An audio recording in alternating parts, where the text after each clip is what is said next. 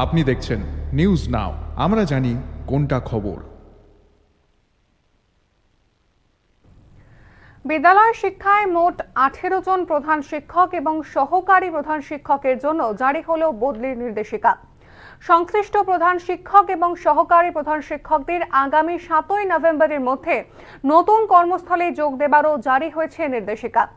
প্রধান শিক্ষক এবং সহকারী প্রধান শিক্ষক বদলিতে আন্তঃজেলা বদলিকেই প্রাধান্য দেওয়া হয়েছে। এই ক্ষেত্রে বিজ্ঞপ্তি অনুসারে 18 জন প্রধান শিক্ষক এবং সহকারী প্রধান শিক্ষককে রাজ্যের 8টি জেলাতেই বদলি করা হয়েছে প্রয়োজন অনুসারে।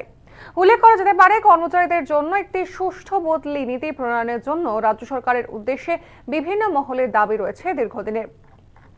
যেমনটা আপনাদেরকে জানাচ্ছিলেন যে বিদ্যালয় শিক্ষায় মোট 18 জন প্রধান শিক্ষক এবং সহকারী প্রধান শিক্ষকের জন্য জারি হয়েছে বদলির নির্দেশিকা। সংশ্লিষ্ট প্রধান শিক্ষক এবং সহকারী প্রধান শিক্ষকদের আগামী 7ই নভেম্বরের মধ্যে নতুন কর্মস্থলে যোগ দেবারও জারি হয়েছে নির্দেশিকা। প্রধান শিক্ষক এবং সহকারী প্রধান শিক্ষক বদলিতে আন্তঃজেলা বদলিকেই প্রাধান্য দেওয়া হয়েছে। এই ক্ষেত্রে বিজ্ঞপ্তি অনুসারে 18 জন প্রধান শিক্ষক এবং সহকারী প্রধান শিক্ষককে রাজ্যের 8টি জেলাতেই বদলি করা হয়েছে প্রয়োজন অনুসারে।